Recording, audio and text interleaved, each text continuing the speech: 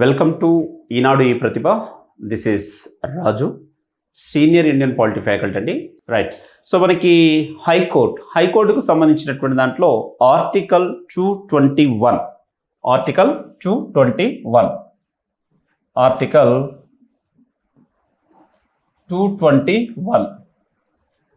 So article 220 అనేటువంటిది ఆంక్షల గురించి తెలియజేసింది. ఆర్టికల్ 220 ఆంక్షలు అన్నాం.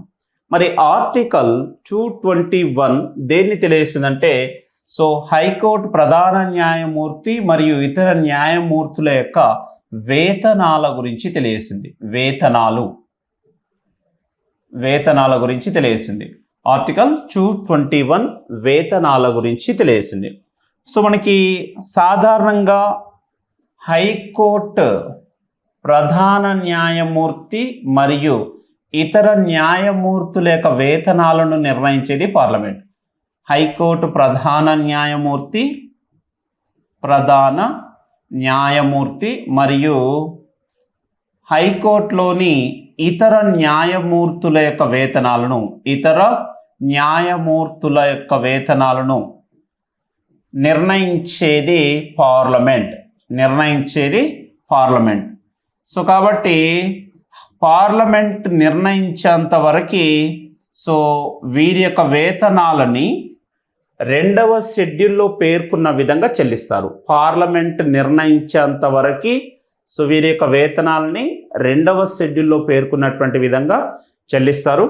సో సాధారణంగా మనకి సో వీరి యొక్క వేతనాలకు సంబంధించి ఎవరి యొక్క హైకోర్టు ప్రధాన న్యాయమూర్తి కానీ లేదా ఇతర న్యాయమూర్తుల యొక్క వేతనాలకు సంబంధించి పార్లమెంట్లో ఎలాంటి ఓటింగ్ను నిర్వహించరాదు.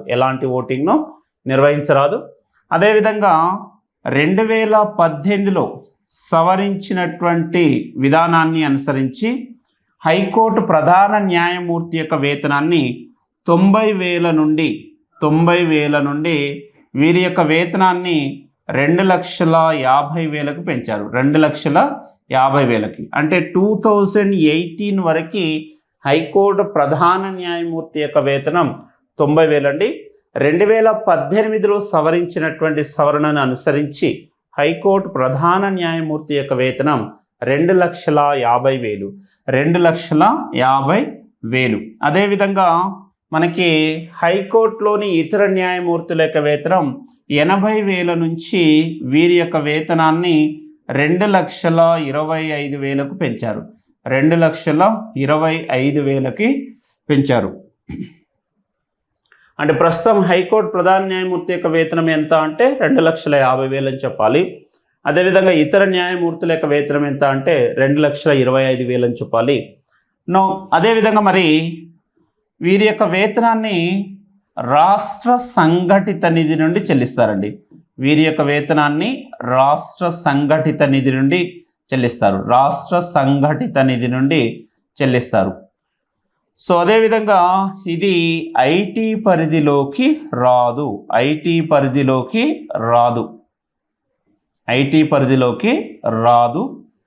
నెక్స్ట్ పదవీ విరామణ అనంతరం పెన్షన్ సౌకర్యం ఉంటుంది. సో ఆ పెన్షన్ సౌకర్యాన్ని సో కేంద్ర సంఘటిత నిధి నుండి చెల్లిస్తారు. పెన్షన్ అనేటువంటి దాన్ని కేంద్ర సంఘటిత నిధి నుండి చెల్లిస్తారు.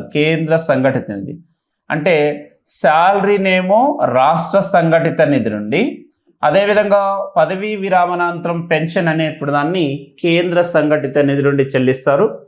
నెక్స్ట్ వీరి యొక్క వేతనాలకు సంబంధించి అంటే హైకోర్టు ప్రధాన న్యాయమూర్తి మరియు ఇతర న్యాయమూర్తుల యొక్క వేతనాలకు సంబంధించి సో మనకి జాతీయ ఆర్థిక అత్యవసర పరిస్థితులు మినహా మరే సందర్భంలోనూ వీరి యొక్క వేతనాలలో కోత విధించరాదు అనేటువంటి దాన్ని తెలియజేస్తుంది. సో వీరు పదవిలో ఉన్నటువంటి కాలంలో ఉచిత నివాస భవనంతో పాటు ఇతరత్ర అలవెన్స్లు అనేటువంటివి కల్పించబడతాయి. ఇది ఆర్టికల్ 221కి సంబంధించినటువంటి అంశాలు. నెక్స్ట్ అదేవిధంగా మనకి ఆర్టికల్ 222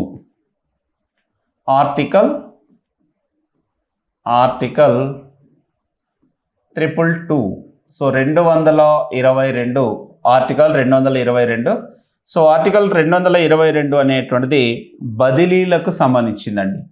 బదిలీలు, ట్రాన్స్ఫరర్స్. సో బదిలీలకు సంబంధించింది. సో ఇక్కడ ఆర్టికల్ 222 ప్రకారం హైకోర్టు ప్రధాన న్యాయమూర్తులను మరియు ఇతర న్యాయమూర్తులను ఒక రాష్ట్ర హైకోర్టు నుంచి మరో రాష్ట్ర హైకోర్టుకి బదిలీ చేసేటటువంటి అధికారం రాష్ట్రపతికి ఉంటుంది. ఎవరికి ఉంటుంది? రాష్ట్రపతికి ఉంటుంది. అయితే ఇక్కడ రాష్ట్రపతి హైకోర్టు ప్రధాన న్యాయమూర్తిని కానీ లేదా ఇతర న్యాయమూర్తులను కానీ బదిలీ చేయడానికంటే ముందు సుప్రీంకోర్టు ప్రధాన న్యాయమూర్తి నేతృత్వంలోని కొలీజియంను, అదేవిధంగా ఏ రాష్ట్రం నుంచి అంటే ఏ రాష్ట్రం నుండి హైకోర్టు ప్రధాన న్యాయమూర్తులు లేదా ఇతర న్యాయమూర్తులను బదిలీ చేస్తున్నామో ఆ రాష్ట్ర హైకోర్టు ప్రధాన న్యాయమూర్తిని, అదేవిధంగా ఏ రాష్ట్రానికైతే బదిలీ చేస్తున్నారో ఆ రాష్ట్ర హైకోర్టు ప్రధాన న్యాయమూర్తిని సంప్రదించి సో వీరిని బదిలీ చేస్తారు. అంటే ఇక్కడ హైకోర్టు ప్రధాన న్యాయమూర్తులను ఇతర న్యాయమూర్తులను బదిలీ చేసేది ఎవరంటే రాష్ట్రపతి. ఎవరి యొక్క సలహా మేరకు అంటే కొలీజియం యొక్క సిఫార్సులు లేదా సలహా మేరకి వీరిని బదిలీ చేస్తారు. అంటే ఒక రాష్ట్రం నుండి మరో రాష్ట్రం బదిలీ చేసేటటువంటి అధికారం ఉంటుంది. అదేవిధంగా మనకి 1985 నుంచి ఏం చేస్తున్నారంటే ఏ రాష్ట్రానికి చెందినటువంటి వ్యక్తిని అదే రాష్ట్రానికి హైకోర్టు ప్రధాన న్యాయమూర్తిగా నియమించరాదు అనేటువంటి నియమాన్ని తీసుకొచ్చారు. ఇది మనకి ఆర్టికల్ 222కి సంబంధించింది. నెక్స్ట్ అదేవిధంగా ఆర్టికల్ 223 అడహక్ ప్రధాన న్యాయమూర్తి. అడహక్ ప్రధాన న్యాయమూర్తి. అడహక్ ప్రధాన న్యాయమూర్తి. ప్రధాన న్యాయమూర్తి నియామకం గురించి తెలియజేసింది. అడహక్ మీన్స్ తాత్కాలికం. అడహక్ మీన్స్ తాత్కాలికం.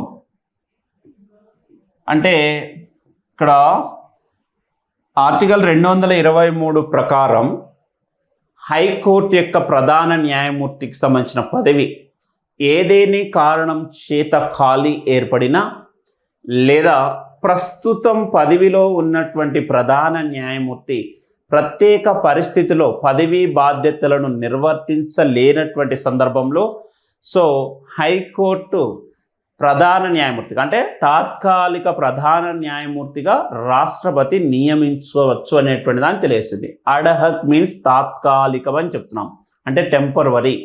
కాబట్టి సో ఆల్రెడీ పదవిలో ఉన్నటువంటి ప్రధాన న్యాయమూర్తి పదవీ బాధ్యతలను నిర్వర్తించలేనటువంటి సందర్భంలో లేదా ఏదేని ప్రత్యేక కారణాల చేత బదిలీపై ఇతర హైకోర్టుకు వెళ్ళినటువంటి సందర్భంలో సో ఖాళీ ఏర్పడితే అలాంటి సందర్భంలో రాష్ట్రపతి అడహక్ ప్రధాన న్యాయమూర్తిని నియమించవచ్చు అనేటువంటి దాన్ని తెలియజేస్తుంది. Article 223. Next article 224. Article 224 ad hoc న్యాయమూర్తుల నియామకం గురించి తెలియజేస్తుంది. అడహక్ న్యాయమూర్తులు. అడహక్ న్యాయమూర్తుల నియామకం. న్యాయమూర్తుల నియామకం.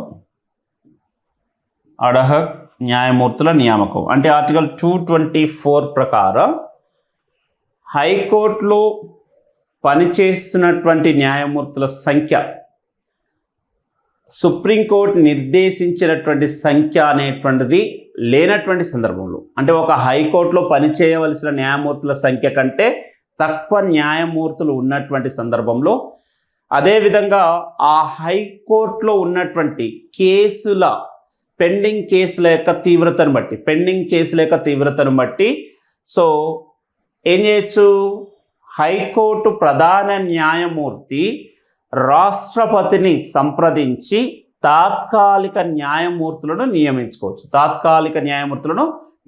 అంటే ఏ సందర్భాల్లో? ఒకటి, హైకోర్టులో పనిచేయవలసిన న్యాయమూర్తుల సంఖ్య కంటే తక్కువ న్యాయమూర్తులు ఉన్నటువంటి సందర్భంలో. రెండోది, మనకి ఆ హైకోర్టులో ఉన్నటువంటి కేసుల సంఖ్య అధికంగా ఉండి న్యాయమూర్తుల సంఖ్య తక్కువగా ఉన్నటువంటి సందర్భంలో. సో హైకోర్టు ప్రధాన న్యాయమూర్తి రాష్ట్రపతిని సంప్రదించి తాత్కాలిక న్యాయమూర్తులను నియమించుకోవచ్చు. కాబట్టి ఇక్కడ తాత్కాలిక న్యాయమూర్తుల యొక్క పదవీ కాలం వచ్చేసరికి 2 సంవత్సరాలండి. తాత్కాలిక న్యాయమూర్తుల యొక్క పదవీ కాలం 2 సంవత్సరాలు. అంటే వీరు నియమించబడాలంటే హైకోర్టు న్యాయమూర్తులుగా నియామకం పొందడానికి ఉండవలసిన అర్హతలను కలిగి ఉండాలి. సో కానీ వీరి యొక్క పదవీ కాలం వచ్చేసరికి 2 సంవత్సరాలు మాత్రమే.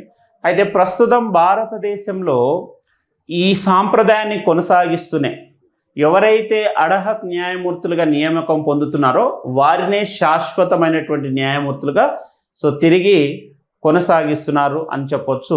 నెక్స్ట్ అదేవిధంగా మనకి 224 ఈ ఆర్టికల్ని 1963లో 15వ రాజ్యాంగ సవరణ చట్టం ద్వారా చేర్చారండి.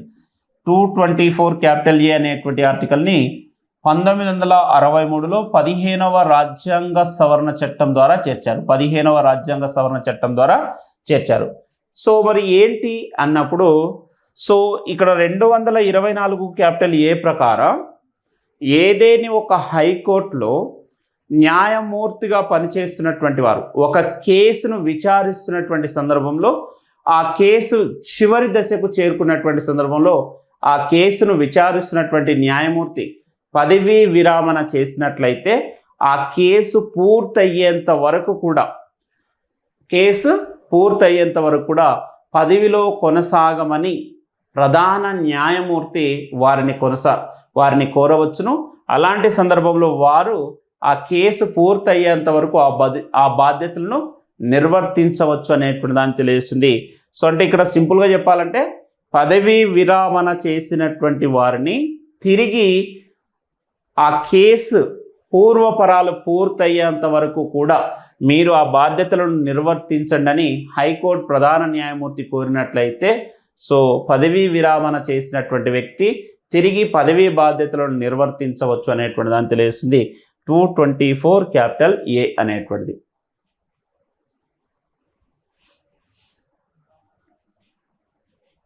Next article 225.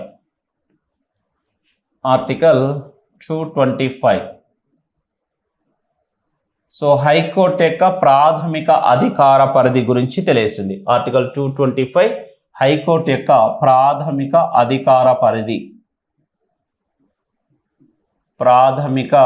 అధికార పరిధి గురించి తెలియజేస్తుంది. అంటే కేవలం హైకోర్టు మాత్రమే విచారించుటకు అవకాశం కలిగినటువంటి అధికారం. దానినే హైకోర్టు యొక్క ఒరిజినల్ అధికారాలని కూడా చెప్పొచ్చు. ఏమని చెప్పొచ్చు? హైకోర్టు యొక్క ఒరిజినల్ అధికారాలు. సో ఇక్కడ ఆర్టికల్ 225 ప్రకారం మనకి సో హైకోర్టుకు సంబంధించిన దాంట్లో మనకి ముఖ్యంగా వివాహం అదేవిధంగా విడాకులు వారసత్వానికి సంబంధించినటువంటి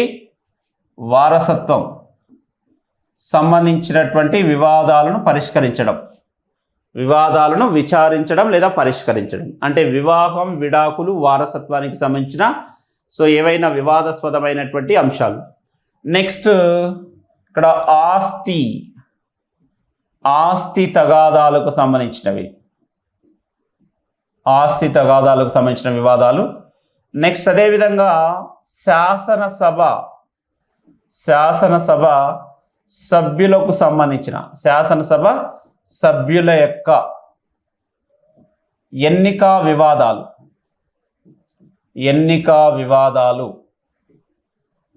శాసనసభ సభ్యులు అంటే మీన్స్ ఎమ్మెల్యే కావచ్చు, అదేవిధంగా ఎమ్మెల్సీలకు సంబంధించిన ఎన్నికా వివాదాలను విచారించేటటువంటి అధికారం ఎవరికి ఉంటుందంటే హైకోర్టుకు ఉంటుంది.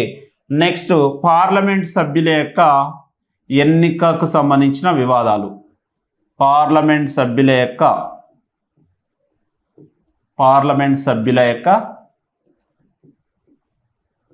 ఎన్నికా వివాదాలకు సంబంధించిన అంశాలు.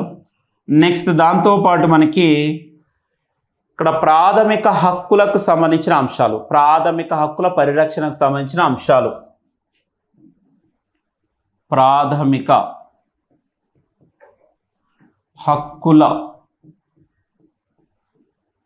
పరిరక్షణకు సంబంధించిన అంశాలు. నెక్స్ట్ కాపీరైట్ చట్టాలు, కాపీరైట్ చట్టాలు, కాపీరైట్ చట్టాలకు సంబంధించి. నెక్స్ట్ రెవెన్యూ అంశాలకు సంబంధించిన చట్టాలు, రెవెన్యూ అంశాలకు సంబంధించినటువంటి చట్టాలకు సంబంధించినవి. సో ఈ విధంగా హైకోర్టు అనేటువంటిది విచారించేటటువంటి అధికారాన్ని కలిగి ఉంటుంది. వాటినే హైకోర్టు యొక్క ప్రాథమిక అధికారాలని చెప్పొచ్చు. అంటే వివాహం, విడాకులు, వారసత్వానికి సంబంధించిన ఏవైనా వివాదాలున్నా, ఆస్తి తగాదాలకు సంబంధించినవి. నెక్స్ట్ శాసనసభ సభ్యులకు ఎన్నిక వివాదాలకు సంబంధించిన అంశాలు. నెక్స్ట్ పార్లమెంట్ సభ్యులకు ఎన్నికకు సంబంధించినటువంటి ఏవైనా వివాదాలున్నా, అదేవిధంగా ప్రాథమిక హక్కుల పరిరక్షణకు సంబంధించిన అంశాలు.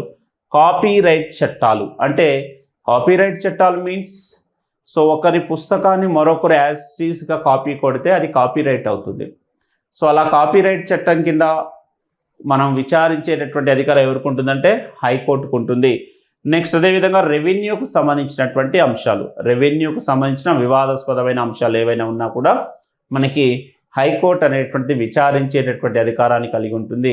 దానినే హైకోర్టు యొక్క ప్రాథమిక అధికార పరిధి అని చెప్తాము. సో ఇవి దీనికి సంబంధించింది. క్వశ్చన్ ఎలా అడగవచ్చు అంటే ఈ క్రింది వాటిలో హైకోర్టు యొక్క ప్రాథమిక అధికార పరిధి కానటువంటి దాన్ని గుర్తించండి అంటాడు. కాబట్టి కానిది గుర్తించాలంటే ఫస్ట్ నీకు అయినది తెలిసి ఉండాలా. కాబట్టి ఇవి హైకోర్టు యొక్క ప్రాథమిక అధికార పరిధికి సంబంధించిన అంశాలని చెప్పొచ్చు. నెక్స్ట్ అదేవిధంగా ఆర్టికల్ 226, ఆర్టికల్ 226,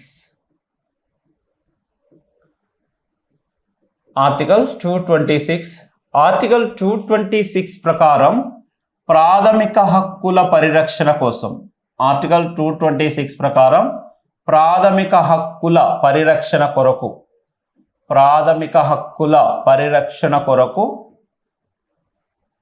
హక్కుల పరిరక్షణ కొరకు సో హైకోర్టు 5 రకాల రిట్స్ని, హైకోర్టు 5 రకాల రిట్స్ని జారీ చేస్తుంది. 5 రకాల రిట్స్ను జారీ చేస్తుంది. అంటే ఇక్కడ సాధారణంగా ఆర్టికల్ 32 ప్రకారం సుప్రీంకోర్టు జారీ చేస్తుంది. ఆర్టికల్ 226 ప్రకారం హైకోర్టు అనేటువంటిది రిట్స్ని జారీ చేస్తుంది. ఎన్ని రకాల రిట్స్ని జారీ చేస్తుంది? 5 రకాలైనటువంటి రిట్స్ అని చెప్పాం. సో ఇక్కడ మనకి ఇక్కడ habeas corpus, habeas corpus, next mandamus, mandamus, next అదేవిధంగా prohibition, prohibition, certiorari, certiorari, next quo warranto, quo warranto అంటే ఆల్రెడీ మనం ప్రాథమిక హక్కుల దగ్గర చూసాం. సో ఇక్కడ రిట్ అనేటువంటిది ఏంటంటే వ్రాతపూర్వక ఆదేశం అండి. రిట్ అనగా వ్రాతపూర్వక ఆదేశం.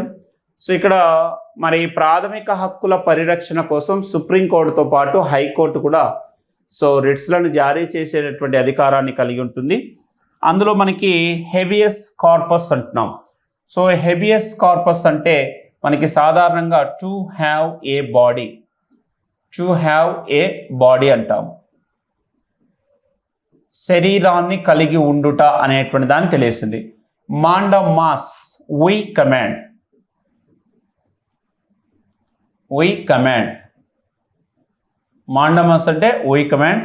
ప్రొహిబిషన్ అంటే మనకి సాధారణంగా టు ఫార్బిడ్ అంటాం, to forbid, forbid, to forbid. Next certiorari to superior, to superior, superior, to superior. Next quo warrant అంటే what by a authority, what by a authority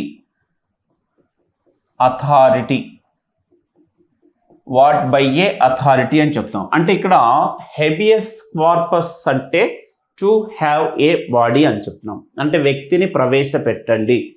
సాధారణంగా హెబియస్ కార్పస్ అనేటువంటి రిట్ని ఎవరి కోసం జారీ చేస్తారంటే స్వేచ్ఛ స్వాతంత్రపు హక్కుకి భంగం కలిగినట్లయితే, స్వేచ్ఛ స్వాతంత్రపు హక్కుకి భంగం కలిగినట్లయితే హెబియస్ కార్పస్ రిట్ని జారీ చేస్తారు.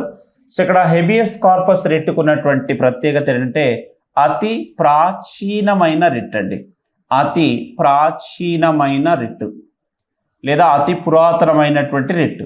హెబియస్ కార్పస్ రిట్ అనేటువంటిది అతి ప్రాచీన లేదా అతి పురాతనమైనటువంటి రిట్. సాధారణంగా ఒక వ్యక్తిని 24 గంటల్లోగా మెజిస్ట్రేట్ ముందు హాజరుపరచండి అని ఏ రిట్ని జారీ చేస్తారంటే హెబియస్ కార్పస్ రిట్ని జారీ చేస్తారు. సో ఈ హెబియస్ కార్పస్ అనేటువంటి రిట్ ఇటు ప్రైవేట్ వ్యక్తులకి అటు ప్రభుత్వ సంస్థలకు కూడా వర్తిస్తుంది, ప్రైవేట్ అండ్ ప్రభుత్వ సంస్థలకు కూడా వర్తిస్తుంది. హెబియస్ కార్పస్ రిట్ ఎవరికి జారీ చేయలేమంటే మనకి రాష్ట్రపతి, గవర్నర్ అండ్ విదేశీ రాయబారులకి హెబియస్ కార్పస్ రిట్ని జారీ చేయలేం. సో మాండమాస్ వి కమాండ్, మేము ఆదేశిస్తున్నాము, మేము ఆదేశిస్తున్నాం. మాండమాస్ అంటే మేము ఆదేశిస్తున్నామని అర్థం. అంటే ఇక్కడ కేవలం ప్రభుత్వ ఉద్యోగులకి ప్రభుత్వ సంస్థలకు మాత్రమే జారీ చేసేటటువంటి అతి ఉత్తమమైన రిట్. అతి ప్రాచీనమైన రిట్ అంటే హెబియస్ కార్పస్, అతి ఉత్తమమైన రిట్ అంటే మాండమాస్. ఎవరికి జారీ చేస్తారు? కేవలం ప్రభుత్వ సంస్థలకి ప్రభుత్వ ఉద్యోగులకి మాత్రమే ఈ రిట్ని జారీ చేస్తారు. సో సాధారణంగా ఒక ప్రభుత్వ సంస్థకి కానీ ప్రభుత్వ ఉద్యోగికి కానీ తనకు కేటాయించిన విధులను సక్రమంగా నిర్వర్తించనట్లయితే ఆ విధిని సక్రమంగా నిర్వర్తించమని ఉన్నత న్యాయస్థానాలు జారీ చేసేటటువంటి రిట్నే మాండమాస్ అంటాం, మాండమాస్ అంటాం. నెక్స్ట్ ఇది ఎవరికి జారీ చేస్తామంటే కేవలం ప్రభుత్వ రంగ సంస్థలకి ప్రభుత్వ రంగ సంస్థలో పనిచేసే వ్యక్తులకు మాత్రమే జారీ చేస్తారు. ప్రైవేట్ రంగ సంస్థలకు కానీ ప్రైవేట్ రంగ సంస్థలో పనిచేసే వ్యక్తులకు కానీ జారీ చేయలేం.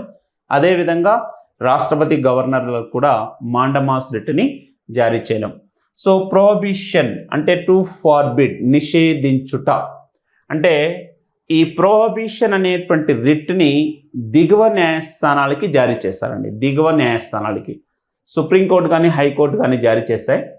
సో తన పరిధిలో లేని అంశాన్ని విచారిస్తుంటే, అంటే దిగువ న్యాయస్థానాలు తమ పరిధిలో లేని అంశాన్ని విచారిస్తుంటే ఆ విచారిస్తున్నటువంటి కేసును నిలిపివేసి తమకు బదిలీ చేయమని ఉన్నత న్యాయస్థానాలు జారీ చేసేటటువంటి రిట్నే ప్రొహిబిషన్ అంటాం. ఇక సెర్షియోరారీ టు సుపీరియర్.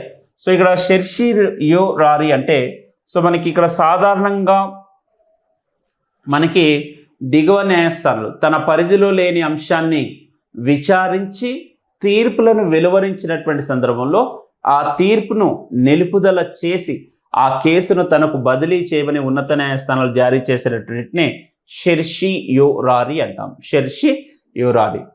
సో ఇక్కడ ప్రొహిబిషన్ అండ్ సెర్షియోరారీ అనేటువంటి రిట్స్ ఎవరికి జారీ చేస్తారంటే దిగువ న్యాయస్థానాలకు జారీ చేయబడతాయి, దిగువ న్యాయస్థానాలకి ఈ రిట్స్ని జారీ చేస్తారు.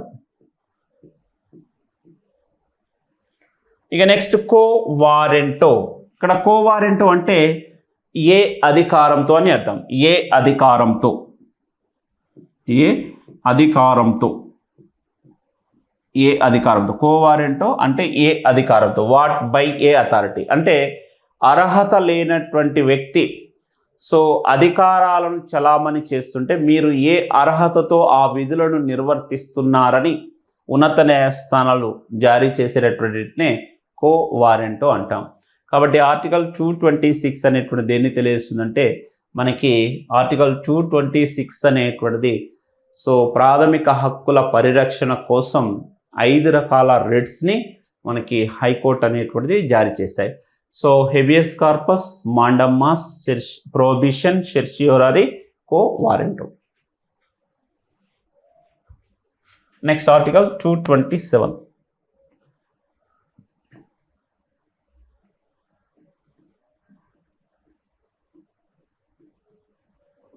ఆర్టికల్ 227 దిగువ న్యాయస్థానాలపై అదుపు.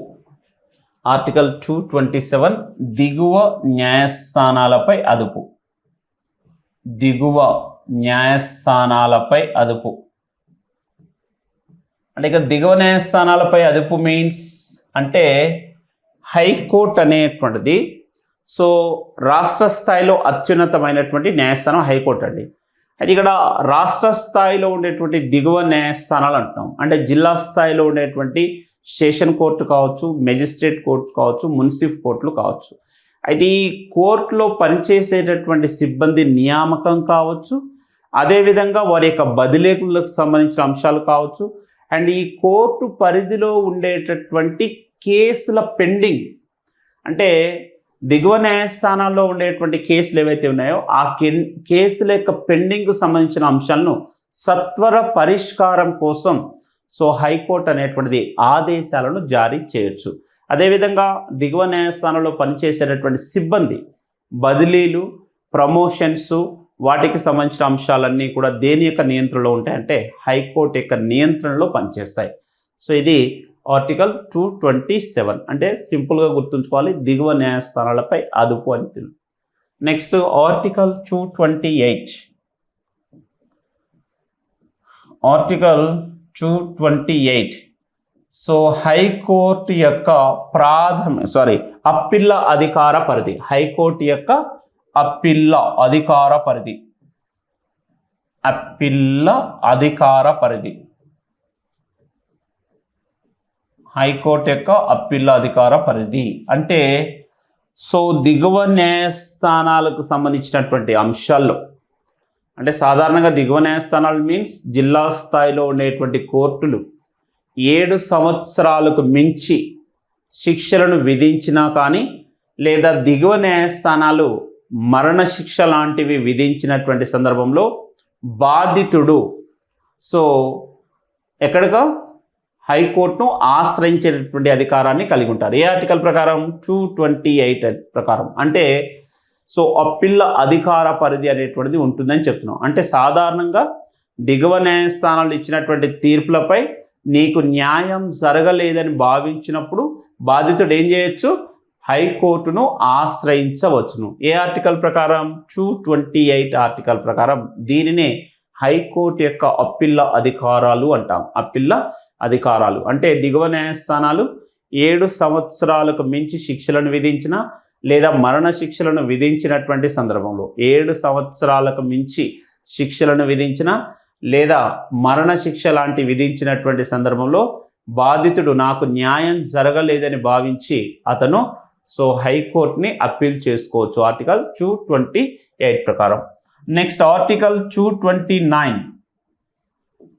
ఆర్టికల్ 229 సో ఆర్టికల్ 229 అనేటువంటిది హైకోర్టులో పనిచేసే సిబ్బంది నియామకం గురించి తెలియస్తుంది. హైకోర్టులో పనిచేసే సిబ్బంది నియామకం.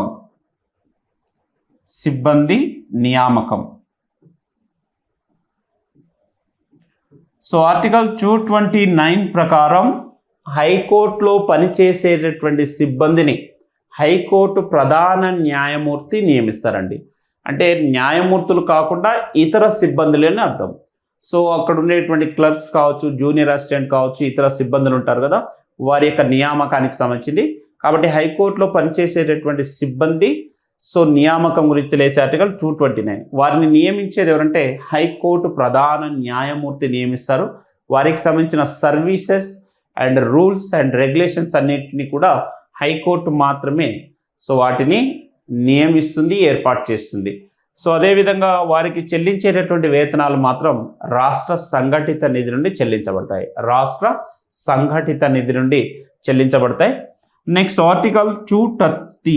ఆర్టికల్ 230 సో ఆర్టికల్ 230 ప్రకారం ఏ కేంద్ర పాలిత ప్రాంతం ఏ హైకోర్టు పరిధిలోకి వస్తుంది అనేటువంటి దాన్ని పార్లమెంట్ నిర్ణయిస్తుంది. ఆల్రెడీ స్టార్టింగ్లోనే చూసాం ఈ ఆర్టికల్ని. సో ఆర్టికల్ 230 అనేటువంటిది ఆల్రెడీ స్టార్టింగ్లో చూసాం. ఆర్టికల్ 230 ఏం చెప్తుందంటే ఏ కేంద్ర పాలిత ప్రాంతం ఏ హైకోర్టు పరిధిలోకి వస్తుంది అనేటువంటి దాన్ని పార్లమెంట్ నిర్ణయిస్తుందని చెప్పాం. Next article 231. సో ఆర్టికల్ 231 ప్రకారం ఆర్టికల్ 231 ప్రకారం 2 లేదా అంతకంటే ఎక్కువ రాష్ట్రాలను కలిపి ఉమ్మడి హైకోర్టులను ఏర్పాటు చేసేటటువంటి అధికారం పార్లమెంట్కి ఉంటుంది. సో ఇది హైకోర్టుకు సంబంధించిన ఆర్టికల్స్ అండి. అయితే మనకి దిగువ న్యాయస్థానాలకు సంబంధించిన దాంట్లో ఆర్టికల్ 233 ప్రకారం జిల్లా స్థాయిలోని సెషన్ కోర్టు, మున్సిఫ్ కోర్టు, మెజిస్ట్రేట్ కోర్టులో పనిచేసే న్యాయమూర్తులను గవర్నర్ నియమిస్తారు. ఎవరు నియమిస్తారు? గవర్నర్. అయితే జిల్లా స్థాయిలో పనిచేసే న్యాయమూర్తులను గవర్నర్ నియమించడానికంటే ముందు హైకోర్టు ప్రధాన న్యాయమూర్తిని సంప్రదిస్తారు. హైకోర్టు ప్రధాన న్యాయమూర్తిని సంప్రదిస్తారు. ఏ ఆర్టికల్ తెలియజేస్తుంది? ఆర్టికల్ 233 అనేటువంటిది తెలియజేస్తుంది. సో ఇప్పుడు దీంట్లో మనకి మరి హైకోర్టుకు సంబంధించిన కొంచెం ప్రాథమిక అంశాలు చూసినట్లయితే ప్రస్తుతం భారతదేశంలో 28 రాష్ట్రాలు, అదేవిధంగా మనకి 8 కేంద్ర పాలిత ప్రాంతాలు ఉన్నాయి. 8 కేంద్ర పాలిత ప్రాంతాలు అనేటువంటివి ఉన్నాయి. అయితే 28 రాష్ట్రాలు, 8 కేంద్ర పాలిత ప్రాంతాలు ఉన్నప్పటికీ ప్రస్తుతం ఎన్ని హైకోర్టులు ఉన్నాయి? 25 హైకోర్టులు ఉన్నాయి. 25 హైకోర్టులు అనేటువంటివి సో ఉన్నాయి. సో అదేవిధంగా మనకి ఇక్కడ 1954లో ఆంధ్ర రాష్ట్ర హైకోర్టుని ఏర్పాటు చేశారు. 1954లో ఆంధ్ర రాష్ట్ర హైకోర్టుని ఎక్కడ ఏర్పాటు చేశాం? సో గుంటూరులో ఏర్పాటు చేశారు. ఆంధ్ర రాష్ట్ర హైకోర్టుని గుంటూరులో ఏర్పాటు చేశారు. ఈ విధంగా గుంటూరులో ఏర్పాటు చేసిన ఆంధ్ర రాష్ట్ర హైకోర్టు యొక్క మొదటి ప్రధాన న్యాయమూర్తి కోకా సుబ్బారావు.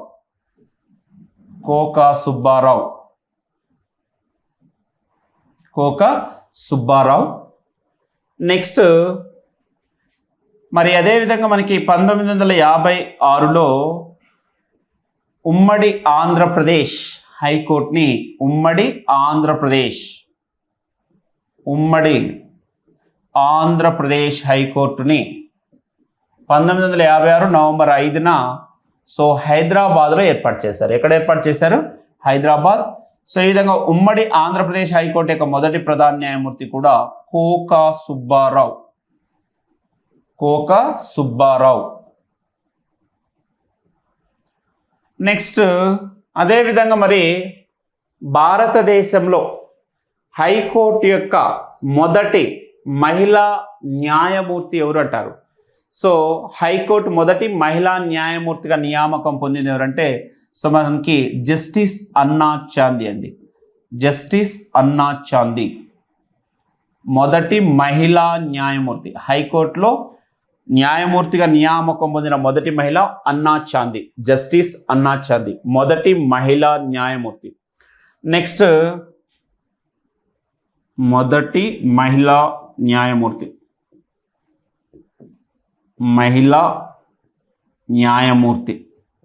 హైకోర్టు న్యాయమూర్తిగా అన్నా చాందీ. అండ్ మొదటి మహిళా ప్రధాన న్యాయమూర్తిగా నియామకం పొందినటువంటి వ్యక్తి జస్టిస్ లీలా సేత్.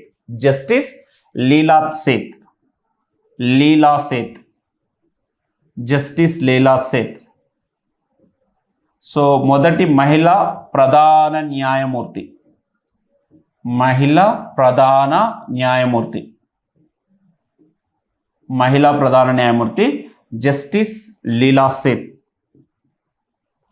జస్టిస్ లీలా సేత్. సో మొదటి మహిళా న్యాయమూర్తి అన్నా చాందీ అండ్ మొదటి మహిళా ప్రధాన న్యాయమూర్తి జస్టిస్ లీలా సేత్. అండ్ మనకి ఆంధ్రప్రదేశ్, ఉమ్మడి ఆంధ్రప్రదేశ్ హైకోర్టులో మొదటి మహిళా న్యాయమూర్తిగా నియామకం పొందింది జస్టిస్ అమరేశ్వరి. సో నెక్స్ట్ అదేవిధంగా మనకి అతి తక్కువ కాలం హైకోర్టు ప్రధాన న్యాయమూర్తిగా పనిచేసినటువంటి వ్యక్తి బిపి జా. ఒక్కరోజు మాత్రమే హైకోర్టు ప్రధాన న్యాయమూర్తిగా బాధ్యతలు నిర్వర్తించారు బిపి జా. నెక్స్ట్ మరి విభజన అనంతరం సో 2019లో మనకి ఆంధ్రప్రదేశ్ హైకోర్టుని ఏర్పాటు చేశారు అమరావతిలో. అలా అమరావతిలో ఏర్పాటు చేసినటువంటి ఆంధ్రప్రదేశ్ హైకోర్టు మొదటి ప్రధాన న్యాయమూర్తి చాగంటి ప్రవీణ్ కుమార్. చాగంటి ప్రవీణ్ కుమార్ మొదటి ప్రధాన న్యాయమూర్తి. అమరావతి హైకోర్టు యొక్క మొదటి ప్రధాన న్యాయమూర్తి చాగంటి ప్రవీణ్ కుమార్. ప్రస్తుతం ఆంధ్రప్రదేశ్ హైకోర్టు ప్రధాన న్యాయమూర్తి ధీరజ్ సింగ్, జస్టిస్ ధీరజ్ సింగ్.